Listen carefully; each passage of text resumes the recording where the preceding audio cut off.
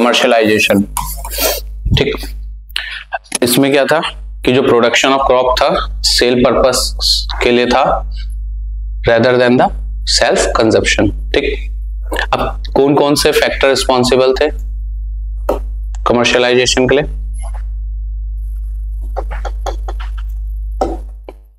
सोचो, ये तो इकोनॉमिक टर्म्स में भी सोच सकते हो, जरूरी नहीं हिस्ट्री के।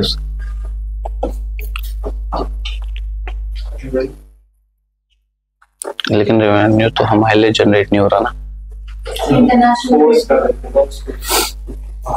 Spread of market economy. ठीक, replacement of custom and tradition by competition and agreement, emergence of a unified national market, growth of internal trade, improvement in communication through rail and road.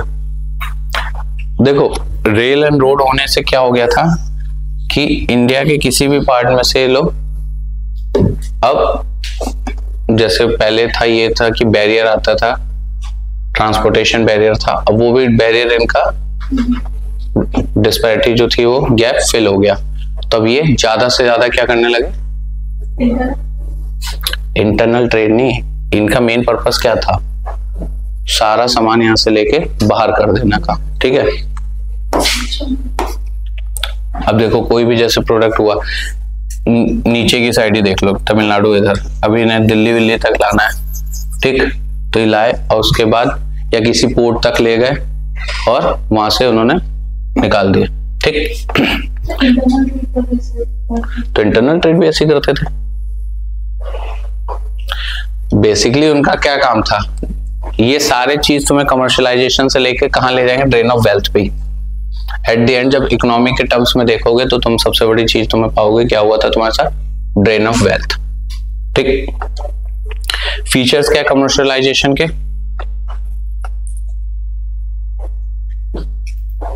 Commercial crops कौन सी होती हैं? जो cotton, अच्छा jute, cotton, jute, groundnut, oil seed, sugar cane, tobacco, basically जो तुम्हारी cash crop भी है वही। ठीक, अब इनमें क्या होता था? कम टाइम में ज्यादा पैसा मिल जाता था।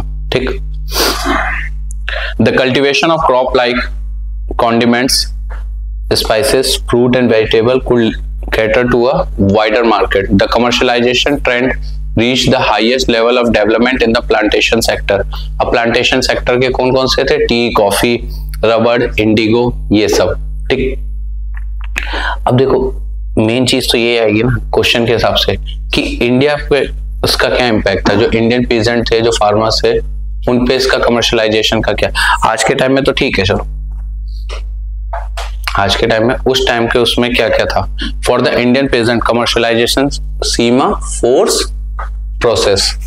फोर्स प्रोसेस मतलब उनका मन नहीं था कि इंडिगो उगाएं, उनका मन नहीं था कि टी उन लोगों के लिए वहां के लिए उगाएं, लेकिन ये सब क्या चीज थी? एज अ फोर्स कर रखा था उन्होंने कि इतना करो। ठीक, there was hardly any surplus for him to invest in commercial crop. Invest मतलब देखो बिजनेस के जैसे रूल होते हैं। ठीक है, पहला rule, do not anticipate the profit but provide all possible losses. ठीक, दूसरा, तुम बिजनेस से जो अपना लेबर कॉस्ट, अपनी मटेरियल कॉस्ट निकालने के बाद जो अमाउंट बचता है उसका हाफ अमाउंट फिर से तुम हाफ से ज्यादा थोड़ा फिर से उसमें री इन्वेस्ट करना होता है। ठीक, अब इनके पास उतना ही नहीं बच रहा था मटेरियल निकालने के बाद वो सब के बाद कि वो नेक्स्ट उसके लिए कर सके, क्रॉप में दोबारा से कमर्शियलाइजेशन वाले प्रोसेस में आ सके। तो इंडियन जो पेजेंट की हालत थी वो काफी क्या थी? खराब थी। With the entry of commercialization, Indian agriculture was exposed to international market trend and their fluctuation. अब देखो 1833 के एक्ट के बाद से क्या हो गया था? मोनोपोली एंड हो गई थी और जितने भी ईस्ट इंडिया कंपनी के अलावा भी जो ट्रेडर्स थे वो इंडिया में अब एक्टिव हो गए थे। ठीक, और सारे कैसे थे? एक्सप्लॉइटर टाइप की। अब इकोनॉमी पे क्या इफेक्ट पड़ेगा? सीवियर इफेक्ट पड़ा था लाइफस्टाइल फार्मर्स की, रिजल्टेड इन मैसिव बेनिफिट किसके लिए था, ब्रिटिशर्स के लिए। ठीक, इसके बाद है डी इंडस्ट्रियलाइजेशन। ये एक तरीके से वन वे फ्री ट्रेड है, मतलब यहां से ट्रेड हो रहा है और सारा सामान जा रहा है बाहर, यहां वालों के लिए कोई यूज नहीं। ये कैसे, जैसे वहां पे 18th सेंचुरी में इंडस्ट्रियल रेवोल्यूशन आया, ठीक, उसका फायदा चाहते तो ब्रिटिशर यहाँ पे भी कर सकते थे, बट उन्होंने ऐसे यहाँ कुछ नहीं किया, यहाँ से सिर्फ एक्सप्लॉयटेशन का काम किया, जिसे कहा गया वन वे फ्री ट्रेड। ठीक, cheap and made imported flooded in the Indian market after the Charter Act 1813 allowing one way free trade for the British citizen। अगर देखो उस समय जैसे उनके पास इंडस्ट्रियल रेवोल्यूशन आया, वो सही में ठीक है, जो उन्होंने एक्सप्लॉइट करना था कर लिए। अगर वो एडमिनिस्ट्रेशन में ये चीज ध्यान देते कि वो वाली चीज यहां से करके और बिजनेस करते सारे यूरोपियन उसमें, तो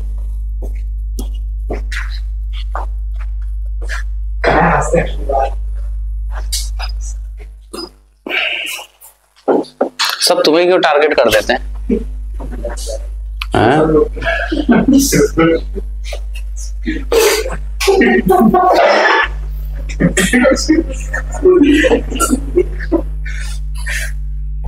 ख्याल रखो अगर सोशल वर्कर हो तो, सभी टारगेट तुम्हें कर रहे हो तो। On the other hand, Indian product found it more and more difficult to penetrate the European market। किसकी वजह से? Due to high tariffs। अब देखो, जब इधर से ये लोग मार्केट अपना एक्सपोर्ट कर रहे हैं, तब इन पे क्या लगे, हाई ड्यूटी लग जाएगी। ठीक, और उधर से अगर प्रोडक्ट आ रहा है तब उन्हें फ्री एक्सेस में, तो इनके माल तो प्रोडक्शन जो भी होगा, इनका प्रोडक्ट होगा, वो उस मार्केट में नहीं पहुंच पाएगा, या पहुंचेगा भी तो बहुत हाई कॉस्ट पे होगा, जिसे कोई लेना पसंद नहीं करेगा। ठीक, हाँ, इंडियन मार्केट। क्यों? देखो, तुमने कोई प्रोडक्ट बनाया, अब तुम्हें सेल करना है बाहर की मार्केट में, ठीक है, ये लोग ले जा रहे हैं अपने उससे, लेकिन अगर तुम ले जाओगे तो तुम पे क्या, हाई टैरिफ इंपोज कर रखा है, हाई ड्यूटी इंपोज कर रखी है। ठीक है, तो तुम्हारी जो 100 रुपए की कॉस्ट का होगा वो इतना महंगा हो जाएगा कि उस मार्केट में कोई मतलब नहीं, वो तुम्हारे वहां से रॉ मटेरियल ले जाके मार्केट में बना के फिर यहीं बेच रहे हैं, और वो सस्ता भी बेच रहे हैं। ठीक, क्योंकि वो लोग बिजनेसमैन की तरह सोचें, लॉ ऑफ एवरेज पे, और तुम्हारा इतना अगर टैरिफ हटा दे तो तुम्हारा भी काम हो जाएगा, बट ये लोग नहीं कर रहे। इसी को लास्ट में तुम देखोगे ड्रेन ऑफ वेल्थ में कन्वर्ट हो जाएगा। ठीक, drain of wealth, drain of wealth क्या होता है, कैपिटल फ्लाइट।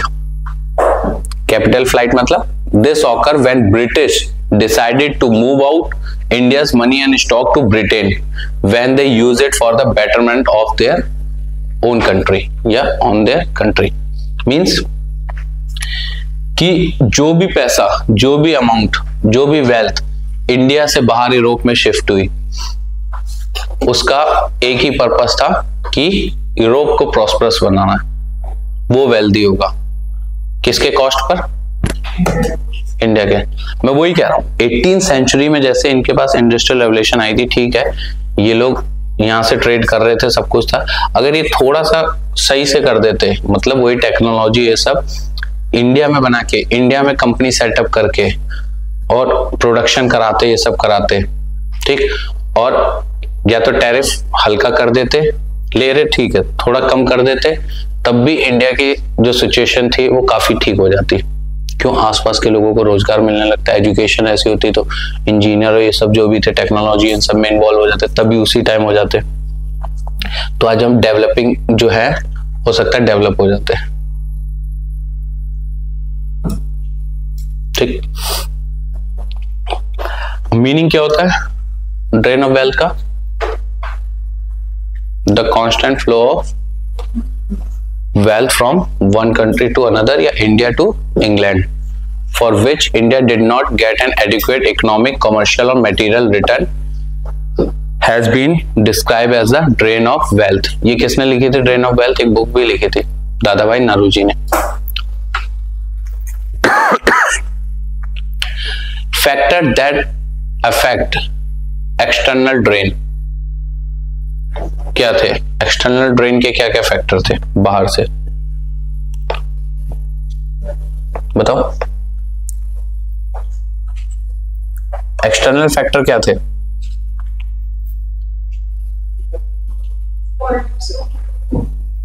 ठीक है, administration, external rule and administration in India.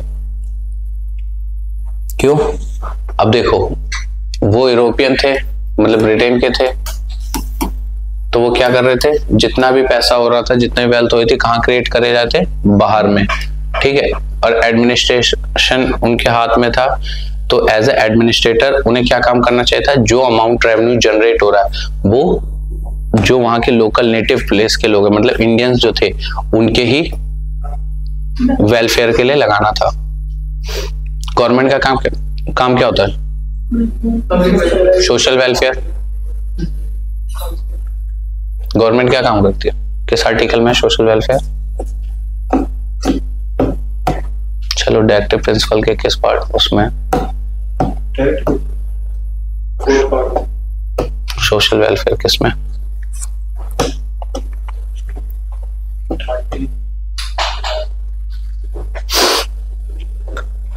Funds and labour needed for economic development, अरे उसमें नहीं होगा, जो तुम देख रहे हो ना बुक खोल के, उसमें नहीं है।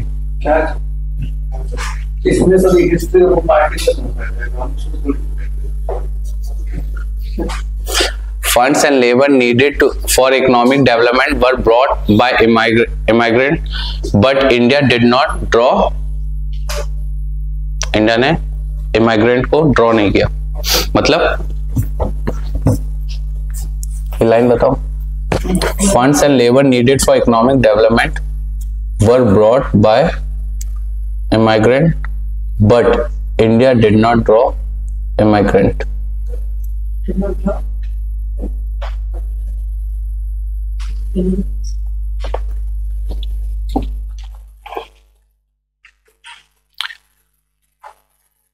अरे इकोनॉमिक पढ़ते हो तो सबसे पहले क्या चाहिए होता है तुम्हें? कैपिटल। कैपिटल के बाद क्या चाहिए होता है? लेबर, ठीक है। और इन पे लेबर की कंडीशन, लेबर कैसी होती है? अगर तुम्हारी लेबर कहीं जा रही है, कुछ जा रही है, तो बेनिफिशियरी कौन होगा? और इनके साथ क्या हो गया? इनके साथ तो रिवर्स सिचुएशन हो गई ना, जहां इन्हें मिलना था वहां इन्होंने अपने एक तरीके से पैसे भी दिए, मतलब अपना हार्डवर्क जो था वो सब भी पे किया, और पैसे मिलने के बारे में वो पैसे भी नहीं मिले। उसका बेनिफिशियरी कौन हो गए थे? ब्रिटिश, ठीक। All the civil administration and army expenses of Britain, जितने भी बाहर खर्चे हुए थे उनकी आर्मी और सबका कौन पे कर रहा था? Was paid by India. ये सब एक्सटर्नल फैक्टर्स हैं। India was further exploited by opening the country to free trade. अब जैसे तुम्हारी है जॉब लग जाए बाहर, ठीक है, जॉब, तो ऑब्वियस सी बात है कि तुम्हारा पैकेज अच्छा होगा, ठीक। 1 करोड़ या 2 करोड़ ऐसा कुछ बढ़िया पैकेज होगा। यूएसए, ब्रिटेन है, उसमें कहीं लग रही है, ठीक है। और उसमें भी तुम जो यहाँ मिल रहा है वो भी नहीं मिल रहा हो, और बाहर जाके काम कर रहे हो, तो तुम्हें क्या फायदा? समझ में आ रही बात? नहीं आ रही? अरे कोई किसी को बाहर ले जाता है, विदेश में ले जाता है, तो यहाँ के स्टेटस से लेकर सब कुछ में अच्छा देता है ना, पैकेज अच्छा देता है। ब्रिटिशरों ने क्या किया? एज अ चीप लेबर की तरह ले गए, और कोई मतलब पैसा दिया लेकिन उस लायक नहीं। हाँ, माइग्रेट होके कहाँ जाओगे तुम? India. Major earner in India during British rule were foreigners, ठीक है। The money they have earn was never invested in India. देखो, जो मैंने पहली बात बोली थी कि बिजनेस में रूल होता है कि इन्वेस्ट करना होता है, तो इन्होंने क्या किया? वो पैसा इंडिया में इन्वेस्ट किया नहीं, ठीक। जब तुम सिर्फ ले जा रहे हो, इन्वेस्ट कर नहीं रहे, तो क्या होगा? कोलैप्स हो जाएगा तुम्हारा कोई भी सिस्टम।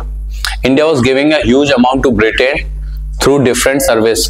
कैसे? रेलवे के थ्रू, रोड के थ्रू, इन सब के इकोनॉमिक तो रेवेन्यू तो जनरेट हो रहा था, बट इंडिया को नहीं मिल रहा था, सब एक्सटर्नल फैक्टर में बाहर ही जाता। जो खर्च होगा उस पर क्या? जैसे रेलवे तो खर्च उतना तो इन्हें मिल ही जाता था। अब कोई बिजनेस कर रहा हो इसलिए तो लोग जॉब नहीं करते, बेसिकली जॉब से ज्यादा बिजनेस करके, ठीक है जो इतनी देर का आएगा वो थोड़े टाइम में आ जाएगा और टाइम भी बचेगा तो दूसरा, तो उतना पा गए तो फिर क्या ही पाए वो लोग। वैसे तो जॉब पे रखा ही होगा ना रेलवे के लिए, बाहर बड़े अधिकारी उनके होंगे, नीचे अंडर तो मेंटेनेंस में इंडियन ही होंगे ना। The East India Company was buying product from India with that money and exporting it to Britain.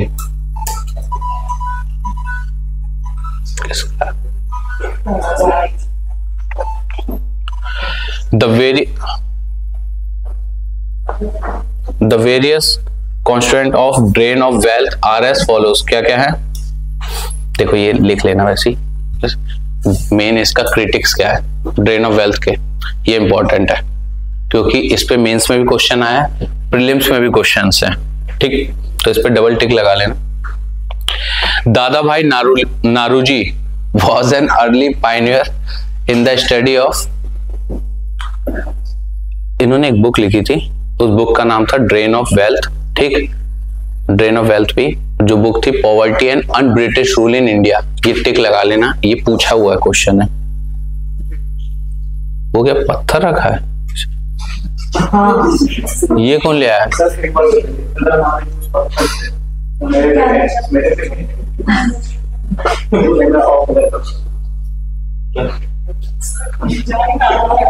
करी निकाज करूंगा। तो दादा भाई नारूजी की बुक थी, उन्होंने प्रोपाउंड की थी थ्योरी ड्रेन ऑफ वेल्थ की। उन्होंने अपनी बुक 1867 में जो बुक थी un British poverty and un British rule in India, ठीक। अब देखो ड्रेन ऑफ वेल्थ को कई इनके साथ के थे, उन्होंने इंटरप्रेट भी किया और आगे भी ले गए। The drain of wealth was the portion of India's wealth and economy that foreigners capture. ये किसने कही थी? दादा भाई नारूजी ने, ठीक।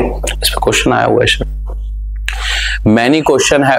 Many researcher have further and analyse and develop it including R.C. Dutt, M.G. Ranade and other economic analysts called including Gopal Krish Gokhale। कौन थे गोपाल कृष्ण गोखले? कौन थे गोपाल कृष्ण?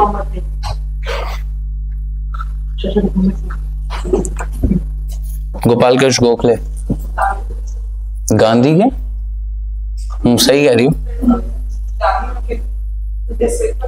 डिसाइपल थे, गांधी जी के गुरु थे। तो तुमने सोशल रिफॉर्म में बोल रहे हो तो ठीक, तो ये नाम भी याद रख लेना, गोपाल कृष्ण गोखले, सुब्रमण्य अय्यर और ये सब। तो इन लोगों ने भी लास्ट में एडवोकेट इस चीज को सपोर्ट किया था, किसकी थ्योरी को? दादा भाई नारूजी।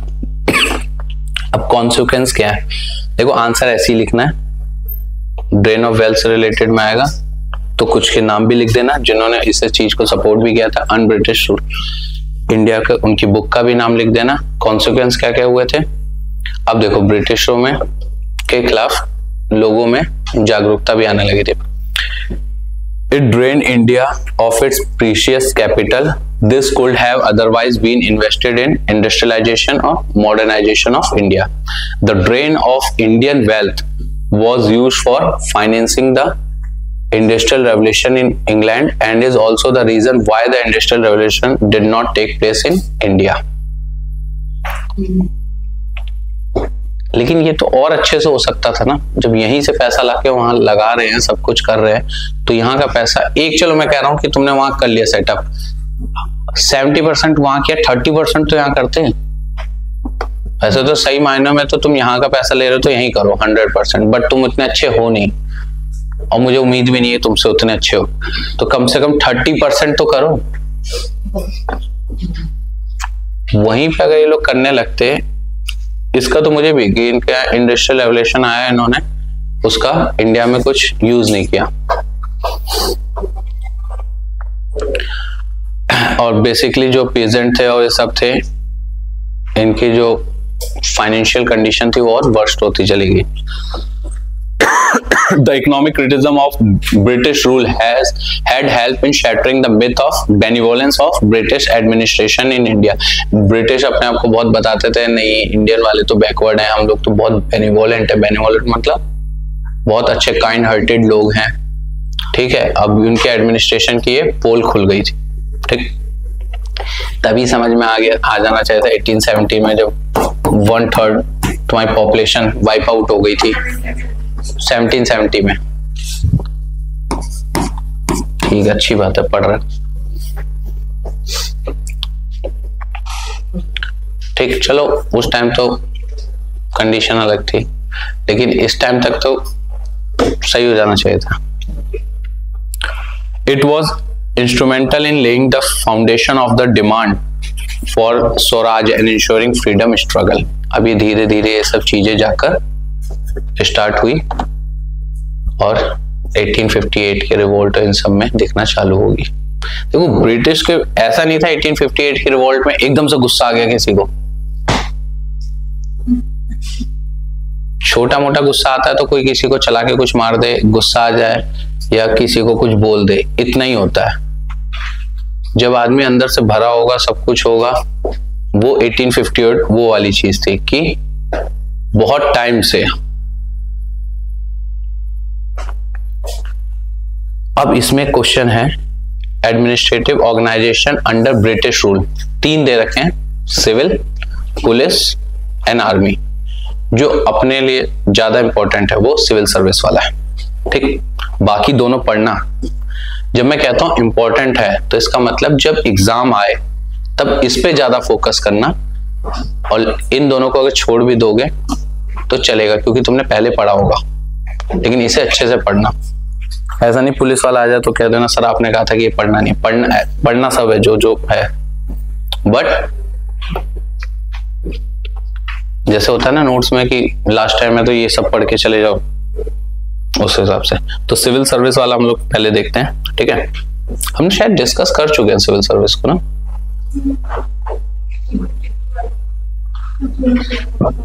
हाँ, तो उससे ज्यादा कुछ है नहीं ना। चलो एक बार और कर लेते हैं।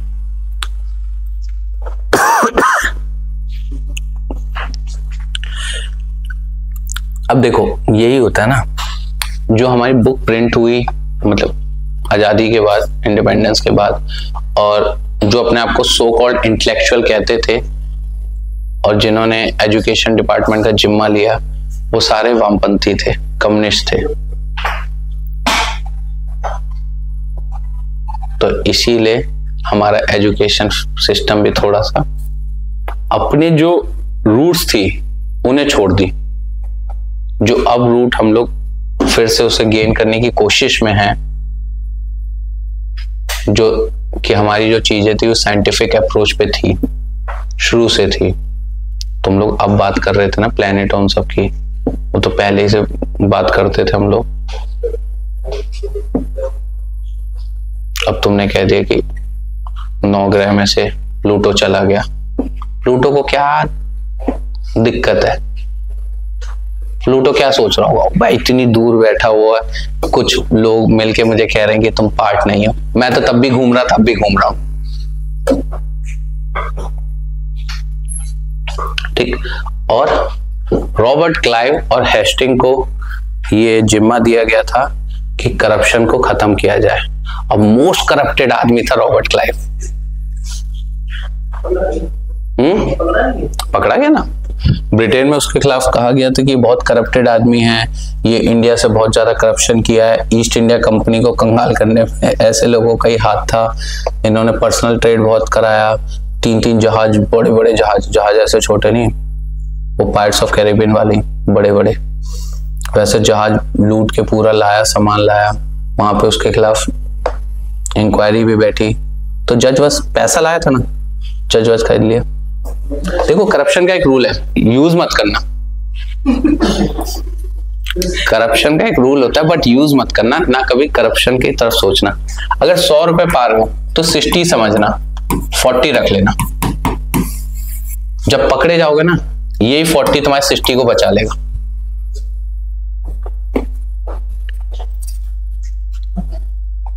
करप्शन करोगे तब आ जाएगा, लेकिन करना मत। फिर समझाऊं? तुम्हें आया? आ गया सर? देखो, अगर तुमने कहीं करप्शन करके एक अमाउंट मतलब करोड़ों में, ठीक, 100 रुपए लिए, तो उसमें से 60 ही अपने मानना, 40 हमेशा रिजर्व रखना, ताकि जब पकड़े जाओ तो एज अ ब्राइब यूज करके बाहर आ जाओ। ठीक,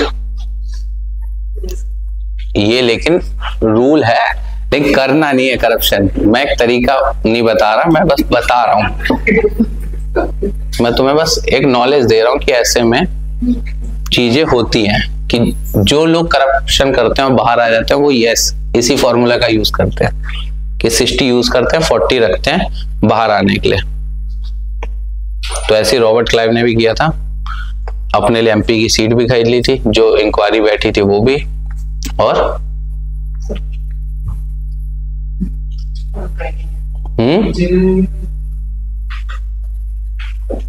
पैसा था, सबको खरीद लिया। और ब्रिटेन वाले उस समय बिक भी तो रहे थे सारे, पैसों की होड़ मची हुई थी वहां। ठीक, और तुम क्या कही थी करुणा? कुछ तो कहा था, आवाज तो आई थी ना, बंद करना इसे जरा।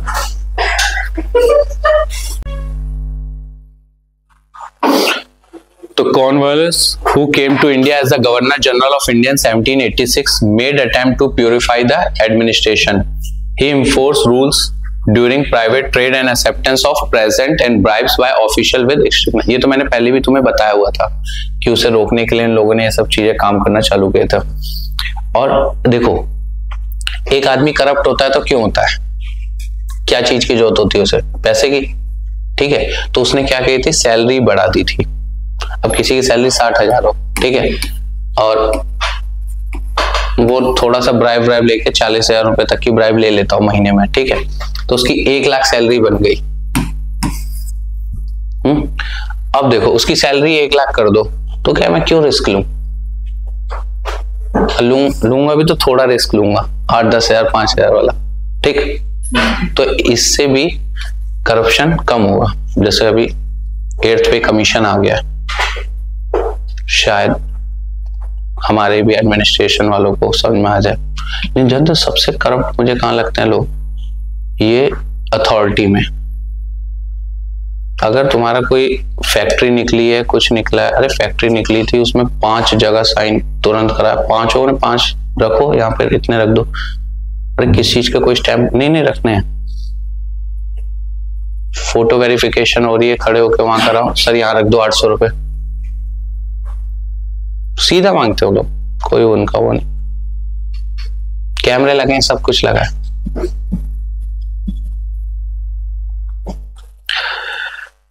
अब वेलेस्ली का कंट्रीब्यूशन क्या था?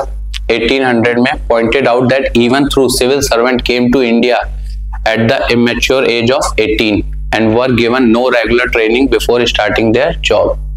18 साल के उसमें आके लगा दे रहे हो, सब कर रहे हैं एडमिनिस्ट्रेशन में, वो भी कोई एक्सपीरियंस नहीं, कोई ट्रेनिंग नहीं, कोई कुछ नहीं, सीधा। ऊपर से उनकी इंडियन लैंग्वेज को लेकर नॉलेज भी नहीं। अब 18 साल का लड़का आके एडमिनिस्ट्रेशन देख रहा, सब कुछ देख रहा, तो उसने ये सब चीजें हटाई। तो 1833 चार्टर एक्ट में तक क्या था? लिमिटेड थे, ठीक। 1853 में अब सबके लिए ओपन हो गया था। तो फर्स्ट कौन बने थे?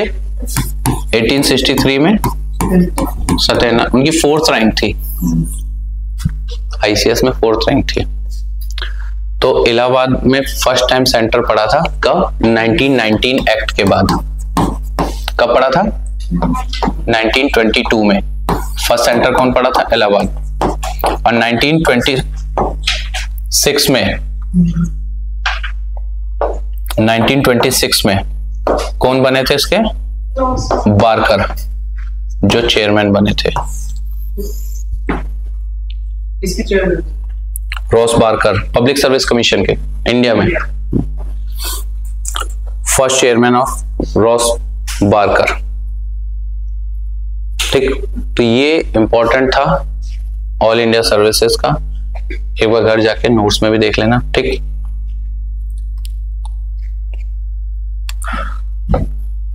आर्मी में the second most important pillar of the British regime क्या थी? Indian army. Indian army. जब ब्रिटिश की पार्लियामेंट में बात चल रही थी कि इंडिया को आजादी दी जाए नहीं दी जाए, ये सब उस पर डिस्कशन चल रहा था, तो ब्रिटिश पार्लियामेंट में सिर्फ 3 बात उठी थी जिसकी वजह से वो आजादी दे रहे थे। पहला, एक तो ये सेकेंड वर्ल्ड वॉर हो गई थी, उसके बाद से पूरा प्रेशर क्रिएट होने लगा था कि अब ठीक है कॉलोनी रूल जैसी चीजें खत्म करो क्योंकि एक्सप्लॉइटिव होती है नेचर में। ठीक, दूसरा उन्होंने कहा था कि जो इंडियन आर्मी है वो अब हमारी लॉयल नहीं रही, और सुभाष चंद्र बोस की फौज जो आईएनए थी वो रंगून तक आ चुकी है। और तीसरा कह रहे हम एज अ ट्रेडर ही तो गए थे, फिर हम एडमिनिस्ट्रेटर बन गए, सब बन गए, और देखो सही बात है, साफ सीधी बात है, अब इंडिया में प्रॉफिट नहीं रहा है। जो उन्हें लगा कि जो उनके दादा जैसे लोग, रॉबर्ट क्लाइव जैसे लोग उतना बना लिए पैसा, उतना हम बना नहीं पाए। तो उन्हें लगा यही बस 3 पॉइंट उठे थे उनकी पार्लियामेंट में, जिसकी वजह से उन्होंने कहा ठीक है हम इंडिया को आजादी दे देते हैं। और बाकी तो हमारे यहाँ कहानियां बहुत है कि आजादी कैसे आई, कौन लाया, लेकिन उनकी पार्लियामेंट में सिर्फ ये 3 ही बात थी। क्लियर? तो इनकी सेकंड सबसे मोस्ट पिलर कौन सा था इनका? Indian army. ठीक, the army fulfil 4 important function. कौन कौन से? मिलिट्री के क्या क्या फंक्शंस होते हैं? Features of army under British rule. क्या क्या काम आर्मी करती है? क्या काम? Law and order,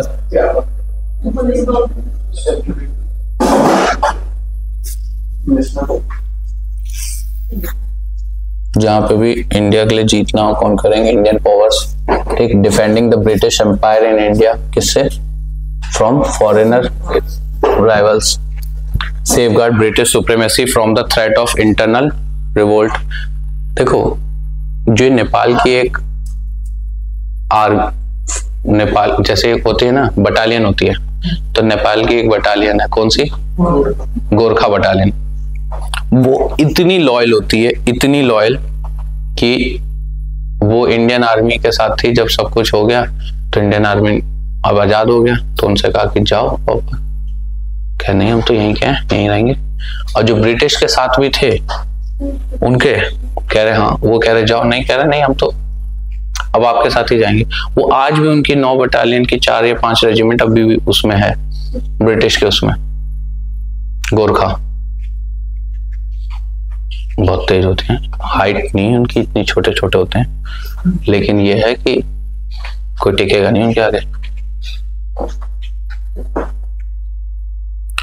Safeguarding British supremacy from the threat of internal revolt, extending the defending the British Empire in Asia and Africa. ठीक, the bulk of the company's army consist of Indian soldiers. The officers were exclusively chosen from the Britishers. The highest officer, देखो hierarchy होती है। अब hierarchy में क्या हो जाता है कि इंडियन वालों को रिस्ट्रिक्ट करा जाता था कि हाईली ऑफिशियल पोस्ट होल्ड ना कर सके, इसीलिए जो इंडिया में हाईएस्ट पोस्ट थी वो सूबेदार की थी बस।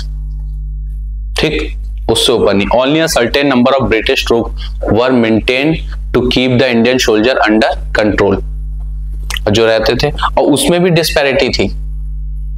अगर तुम ब्रिटिश वाला भी अगर कोई सोल्जर के उसमें है और तुम तो ऑलरेडी हो ही, उससे ऊपर जाओगे कैसे? तो उनकी सैलरी में भी, उनके पर्क में भी, अलाउंसेस में भी डिस्क्रिमिनेशन था। ठीक,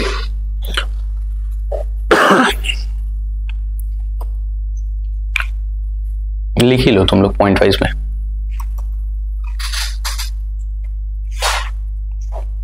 थोड़े थोड़े में पॉइंट वाइज में लिख लो। ड्रेन ऑफ वेल्थ से लिखना, लेकिन ज्यादा नहीं, बस थोड़ा थोड़ा। ये मैं इसलिए लिखवा रहा हूं क्योंकि हैंड रिटन नोट्स में होना चाहिए,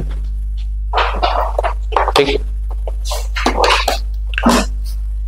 हैंड रिटन नोट्स में वही लिखवाता हूं जो बहुत इंपॉर्टेंट है। ड्रेन ऑफ वेल्थ, हेडिंग डालो ड्रेन ऑफ वेल्थ। आज फ्राइडे है,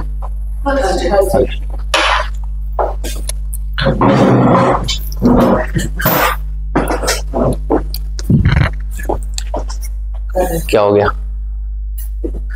this theory is also referred, drain of wealth, this theory is also referred to as capital flight, to as capital flight.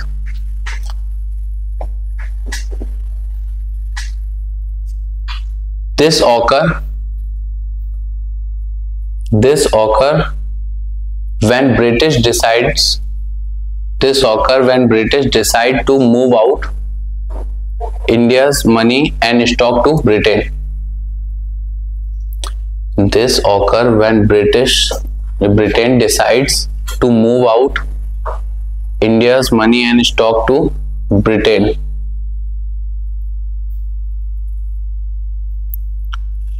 When they use it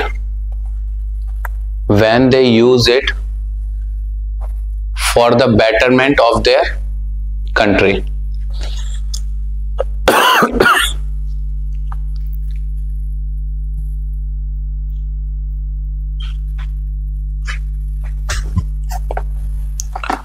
Factor that cause external drain.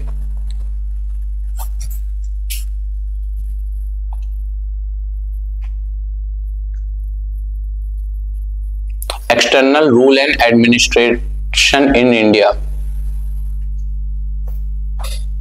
External rule and administration in India.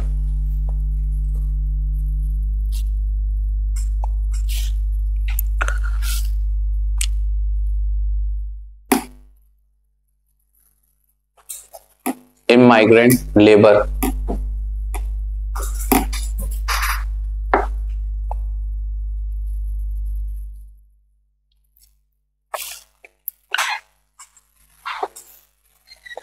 All the civil administration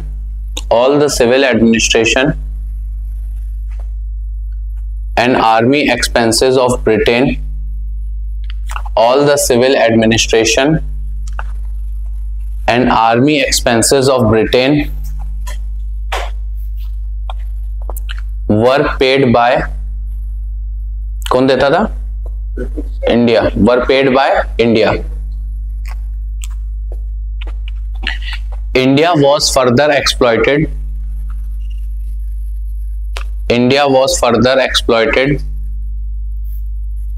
by opening the country to free trade.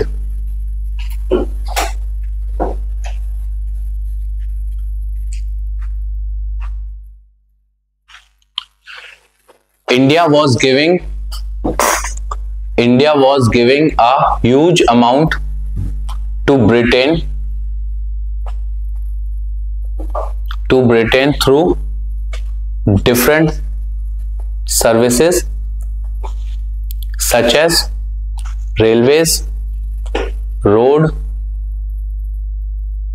etc. अगर इसमें previous question देखे जाएं कि कौन कौन से आए हैं, देखो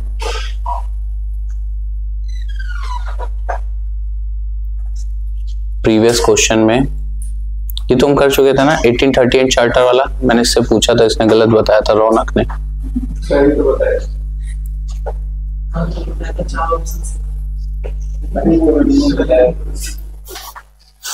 देखो पिछली प्रीवियस ईयर में क्वेश्चन आया, who of the following were economic critics of colonialism in India? Dadabhai Naoroji, Subramaniam Iyer, R C Dutt, तीनों ठीक है। ठीक, एक क्वेश्चन और है, the most effective contribution made by Dadabhai Naoroji to cause the Indian national movement was that? पहली statement, expose the economic exploitation in India by the British. Second, interpreted the ancient Indian text and restored the self-confidence of Indians.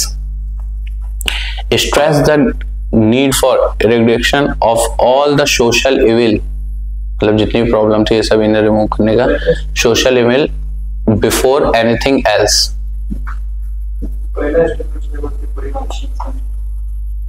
First and third, second and third, all the above. First and third. मैंने कहीं तुम्हें पढ़ाया था social level, अभी बात कहीं कही थी दादा भाई नारू जी के टाइम पे. सोशल लेवल किया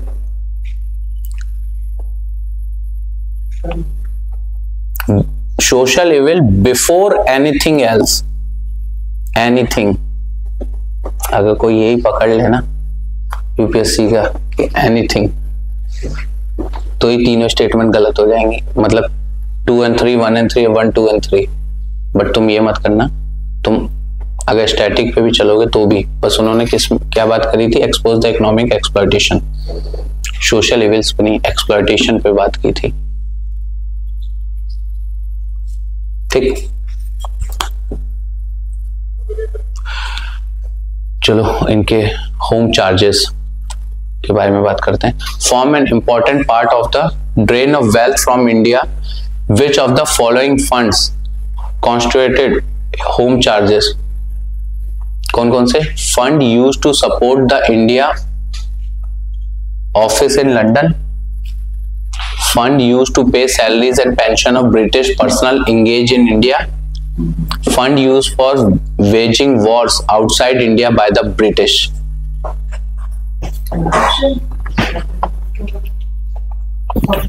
पहले क्वेश्चन समझ में आया तुम्हें? Fund used to support the India office in London, ये स्टेटमेंट सही है. Fund used to support the India office in London.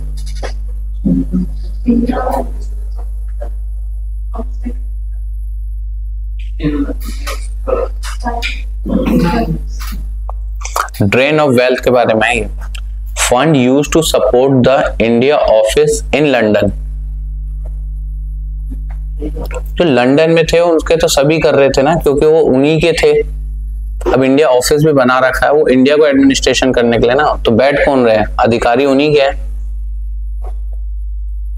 ये यूपीएससी ने जानबूझ के दिया है कि सोचें तो सही. अगर ये जानते कैसे देना चाह रहा था, तुम कैसे हाँ कर देती.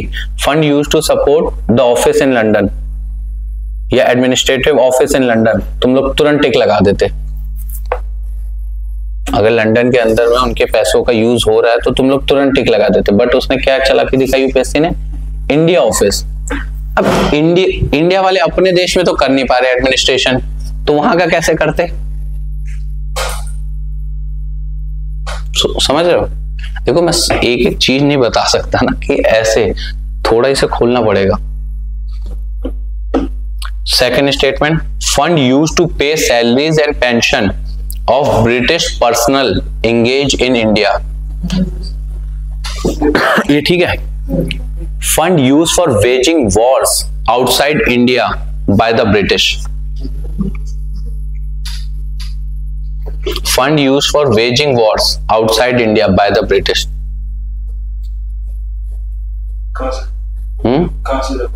क्या? वो तो क्वेश्चन तुम समझे? जो बात होती है उसके लिए जो fund use for waging war outside India by the British, तो उसका थोड़ी. ये ड्रेन ऑफ वेल्थ के रिगार्डिंग देखो ना, वैसे ठीक है लेकिन तुम ड्रेन ऑफ वेल्थ के हिसाब से देखो. हमारा पैसा कहां गया इसमें, वेजिंग वॉर में, outside India by the British. नहीं यार बात समझ. मैंने क्या बोला था, home charges form an important part of the drain of wealth from India. Drain of wealth के होम चार्जेस के रिगार्डिंग है क्वेश्चन. तो आउटसाइड वाला वो अपना फिर देखते थे, इंडिया के बाहर वाला ब्रिटेन में होता तो इंडिया वाला ही हो जाता. फिर देखो यही होते हैं ट्विस्ट यूपीएससी के. तुम्हें तीनों चीजें पता थी बट तुम ये आंसर पक्का गलत करते. तुम शायद पहले स्टेटमेंट में गलत कर देते, तुम दोनों भी। बात समझ में आ रही है? थोड़ा ही दिमाग लगाना, ज्यादा भी नहीं। ज्यादा लगाओगे तो हर स्टेटमेंट में कंफ्यूज हो जाओगे। अगर बहुत सिंपल क्वेश्चन भी दे देते ना तो मेरे रूममेट वाला आदत आ जाती, इतना क्वेश्चन तो इजी देता नहीं यूपीएससी, जरूर कोई ट्विस्ट होगा। अच्छा खासा आया हो, उस क्वेश्चन गलत कर देता।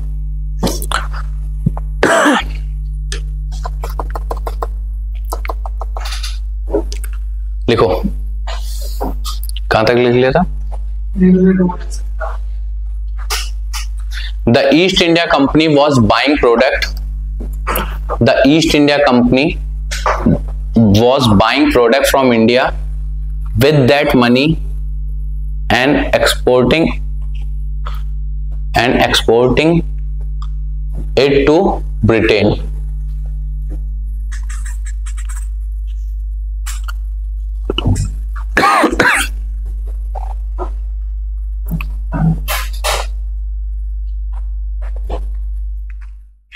अब इसका एक एग्जाम्पल भी है कि लूटने की हद का दिखाते हैं, प्लंडर्स के उसका।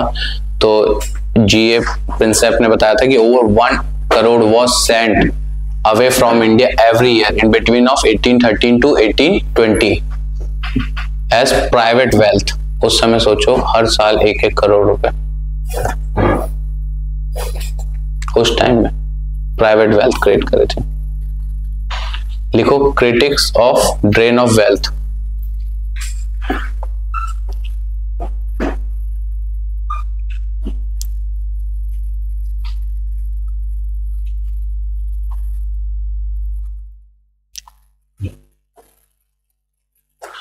Dadabhai Naoroji was convinced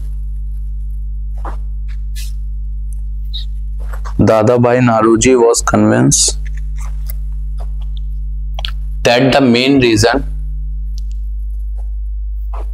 behind poverty was the colonial rule। देखो, अगर क्वेश्चन वैसे आ जाए कि इकोनॉमिक इम्पैक्ट क्या रहा है ब्रिटिश का बिफोर इंडिपेंडेंस का, तो स्टार्टिंग तुम यहां से भी कर सकते हो या इनका भी एक फ्रेज डाल सकते हो। ठीक, इनकी बुक का नाम और इनके ये स्टेटमेंट। ठीक, that was draining the wealth and prosperity of India. That was draining the wealth and prosperity of India.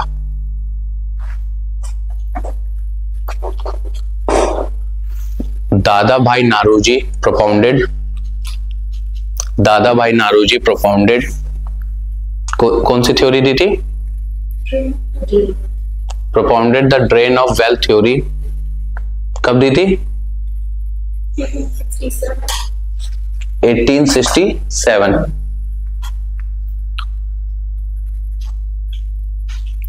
In his book के नीचे अंडरलाइन कर लेना, poverty and un British rule in India.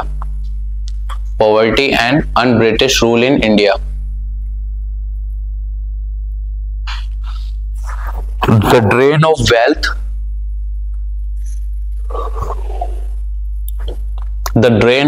was the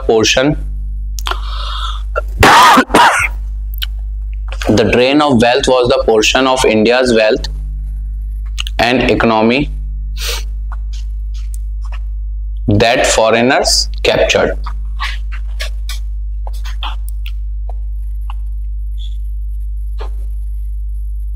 ठीक, अब इन्हीं चीज को support किया और आगे उसे एनालाइज करा था, तो उन लोगों के बस नाम लिख लेना। ठीक है, many researcher have further analyse and developed it. क्योंकि कभी कभार आ जाता है कि इस थ्योरी के सपोर्ट में कौन कौन थे या इससे एसोसिएट कौन कौन करते थे, कौन कौन मेंबर थे। ठीक, many researchers have further analyse and developed it. कौन कौन थे? आरसी दत्त, एमजी रनाडे, गोपाल केश गोखले, जी सुब्रमण्य अय्यर,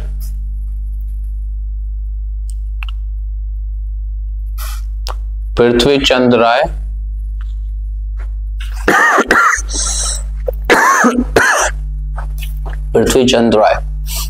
ठीक, अब लिखो consequence of drain of wealth.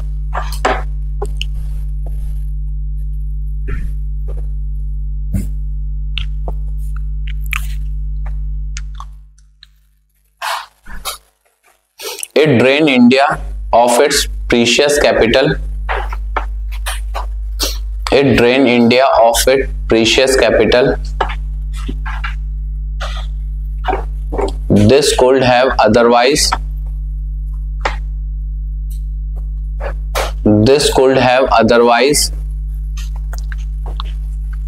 been invested in industrialization या modernization of India.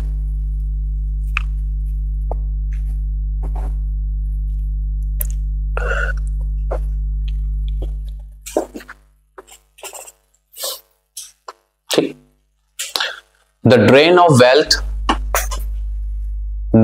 of Indian wealth was used for financing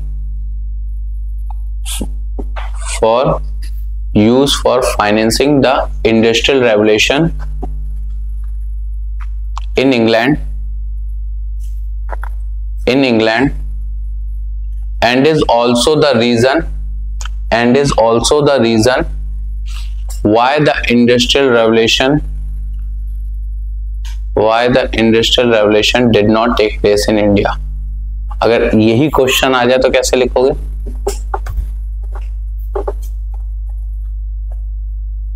Industrial Revolution did not take place in India.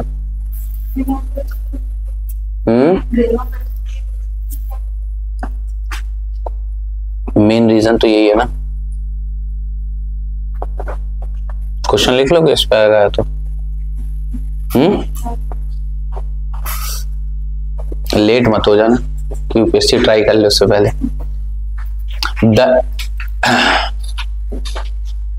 The economic criticism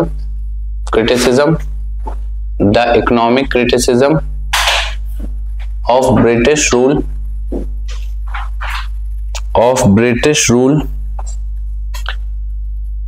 had help in shattering the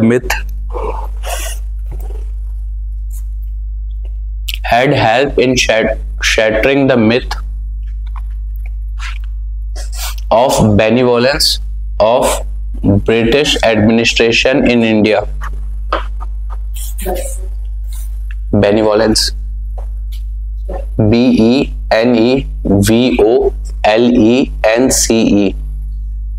benevolence, really, of British administration in India.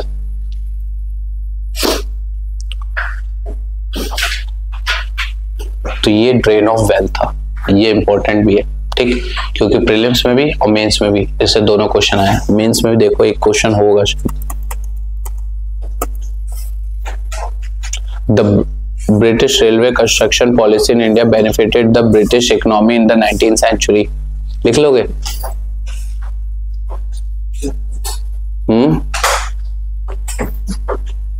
कि railway और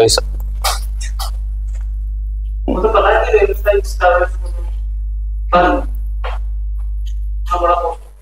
अरे question छोटा है, answer तुम्हें थोड़ा celebrate करना पड़ेगा.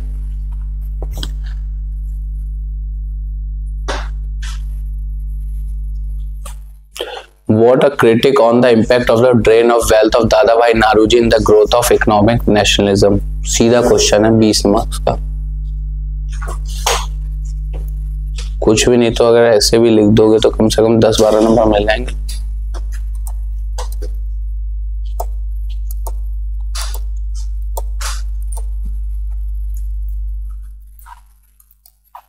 अब लिखो.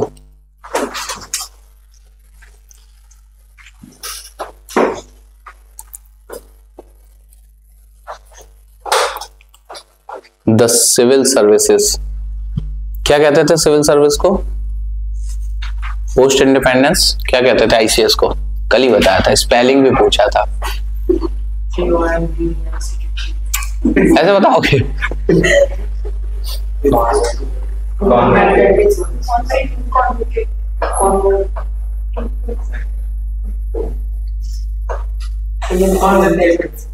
क्या? कौन सी? COVENANTED क्या होगा? कुछ तो कोशिश करो, बोलो। सी, इसकी प्रोनाउंसिएशन क्या होगी? क्या था? COVENANATED।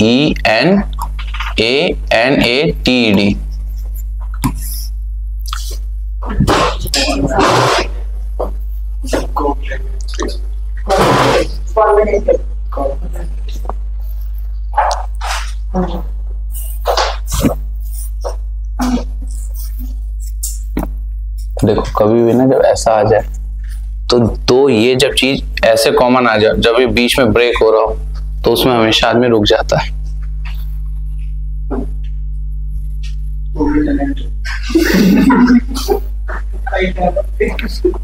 तभी तुम लोगों को पत्थर मारता चला के। अच्छा नहीं इसने तुम्हें मारा ना, तुम ऐसे क्या एटलीस्ट अटेम्प्ट तो कर रहा है। नहीं सही है, कोई कितना भी कुछ हो तुम अपना फोकस करो। तुमने आंसर अच्छा लिखा है, मुझे उम्मीद नहीं थी वैसे सच बताऊं तो, बट तुमने अच्छा सही में लिखा है। ये कोई सार्केज्म नहीं है। मैं कहाँ मजाक उड़ाता हूँ तुम्हारा?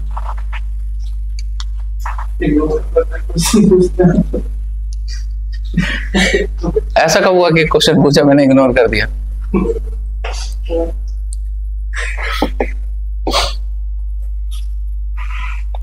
तुम्हारा क्वेश्चन ही ऐसा रहता होगा तो हुआ कभी मैंने पूछा?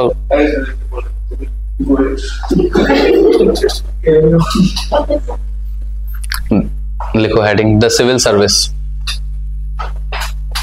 The prime pillar of the British administration in India was the civil services.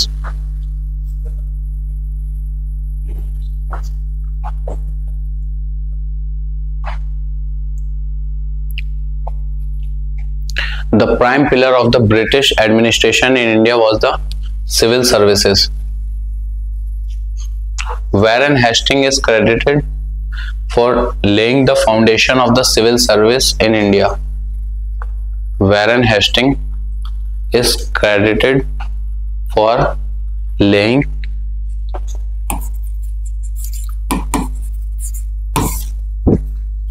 the foundation of the civil services in India. और कॉर्नवालिस ने क्या किया था? उसे रिफॉर्म किया था और मॉडर्नाइज वे में कर दिया था। ठीक है, नोट्स में एक चार्ट बना रखा होगा, उस चार्ट को एक बार देख लेना। ठीक, evolution of civil services under British rule. देखो, the East India company, heading डालो evolution of civil service under British rule. The East India company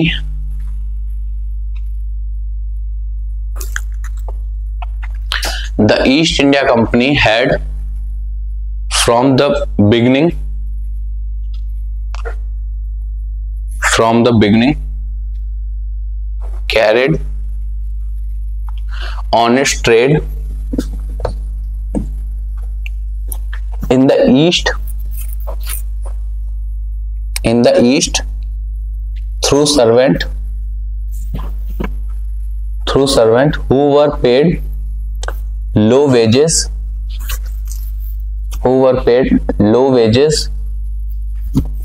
but who were permitted to trade privately.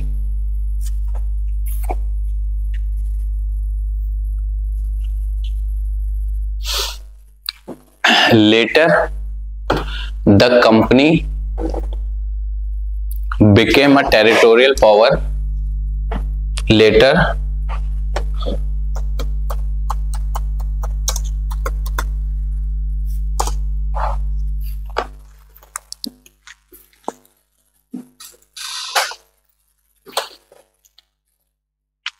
the company became a territorial power, and then the same servant assumed administrative function.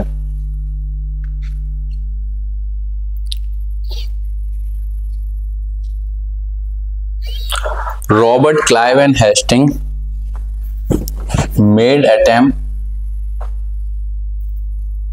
बस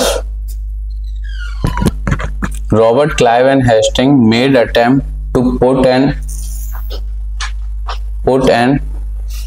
end to the corruption, but were partially successful.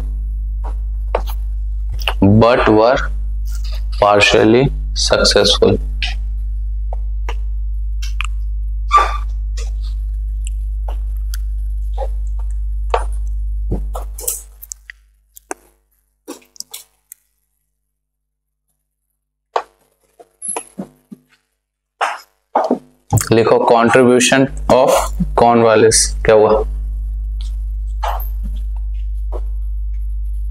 Contribution of Cornwallis.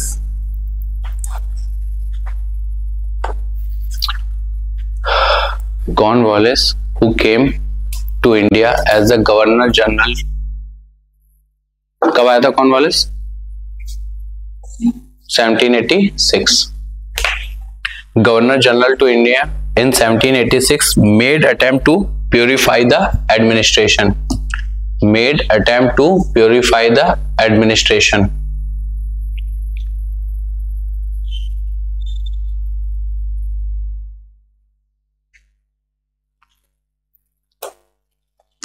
He realized that the company's servant would not be honest and efficient in service,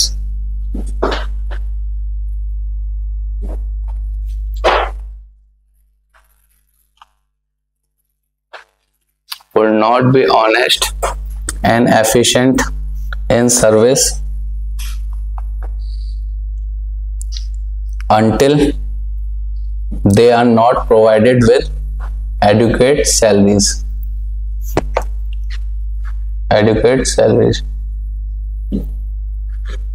तो उसने क्या की थी? फिर salary बढ़ा दी थी। He raised the salaries of the company's servant.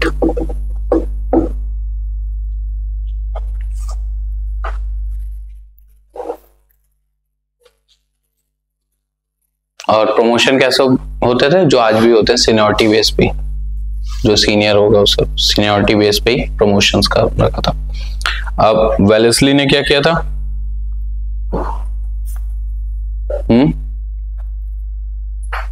इसने civil service में क्या कंट्रीब्यूशन किया था? अगर पर्टिकुलर एक का ही पूछ दे।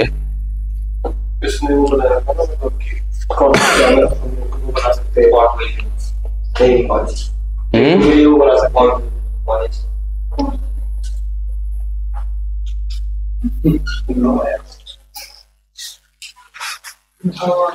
जो अन्य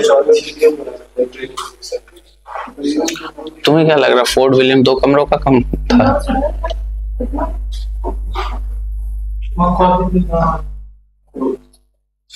वेलेस्ली in 1800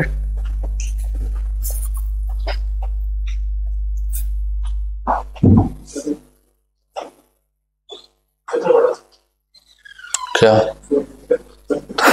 अरे यार वो तो अब कोई फोर्ट है तो वैसे ही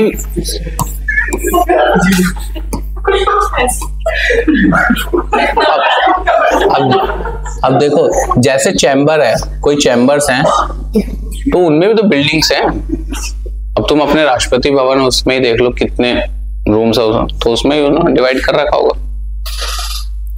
वेलेस्ली ने 1800 पॉइंटेड आउट, ऐसा थोड़ी कि किसी, अब ब्रिटिश वाले जाना नहीं चाहते होंगे, एक ही जगह रख लिया होगा।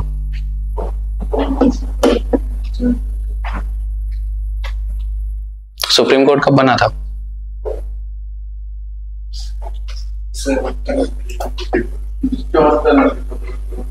कब बना था?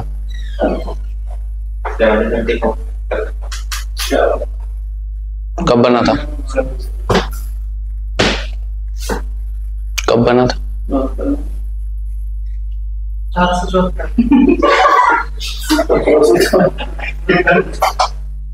कब बना था? किस एक्ट में बना था? अच्छा ये बता दो।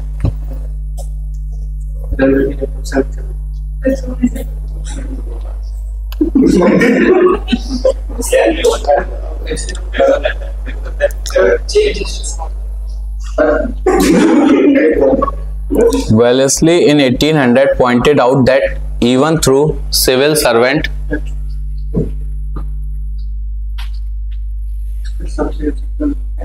in 1800 pointed out that even though civil servant pointed out that even though civil servant came to India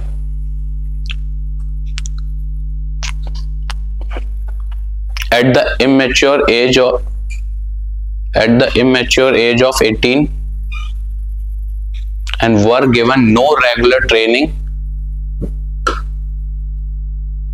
दिक्कत तो होती है अगर छोटे बच्चे आके क्लास उसमें बैठ जाएं और सब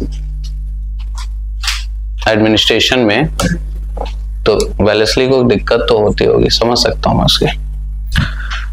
no regular training before starting their jobs.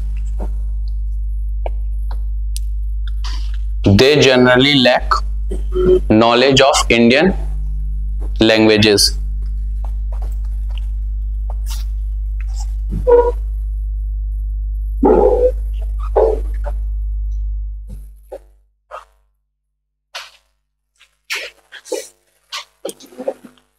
Lack of Indian knowledges. तो उसने उसके लिए क्या किया?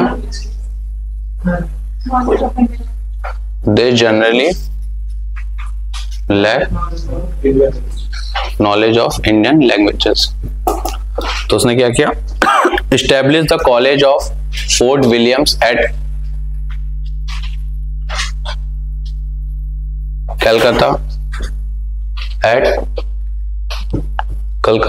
या Calcutta for the education of young recruit to the civil service.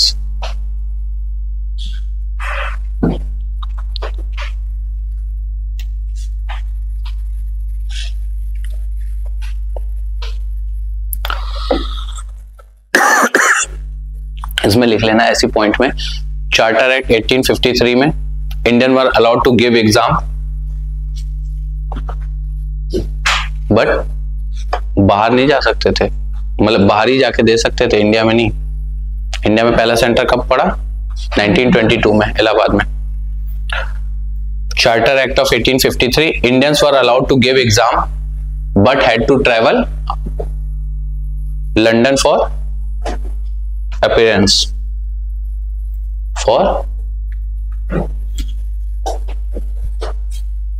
कहाँ एग्जाम देने जाते थे? कितना अच्छा होता ना तुम लोगों को भी जाना पड़ता. तुम तैयारी नहीं करते. For appearance. ठीक.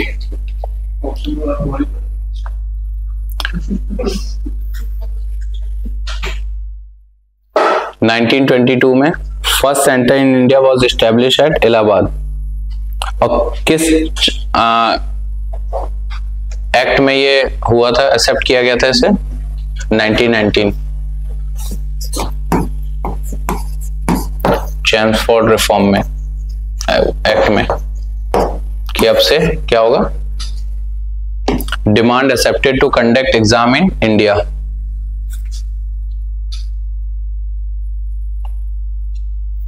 तो बीपीएससी दोबारा हो रहा है? नहीं, डिमांड कर रहे थे ना, वो इतने दिन से बैठे हुए थे वो सब.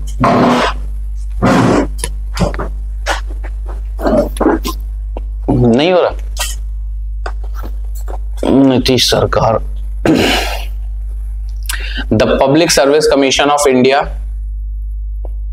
was established in 1926 whose first chairman was Sir Ross Barker. Nitish अपने तो जाएगा, बीजेपी को भी ले जाएगा.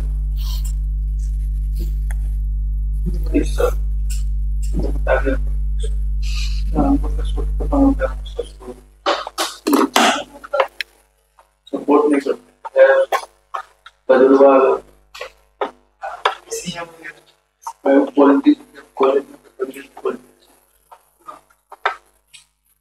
और जो ये दो गुज्जू बैठे हैं, अरे वो दोनों दूसरे एक उसका वो पाल के सर उसका भाई है।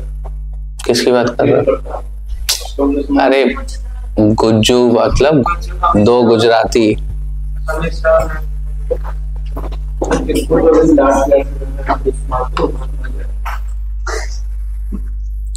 देखो, जिन्हें लग रहा है कि इनकी गवर्नमेंट गिर जाएगी,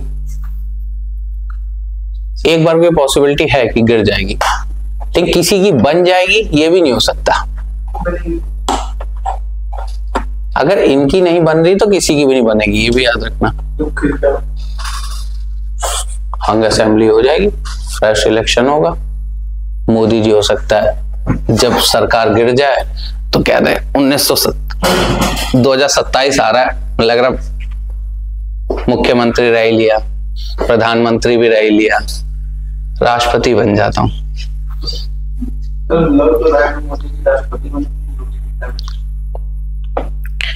फ्यूचर इज ऑलवेज अनसर्टेन। कौन क्या बनेगा, तुम नीतीश भी बन सकता है तुम्हारा।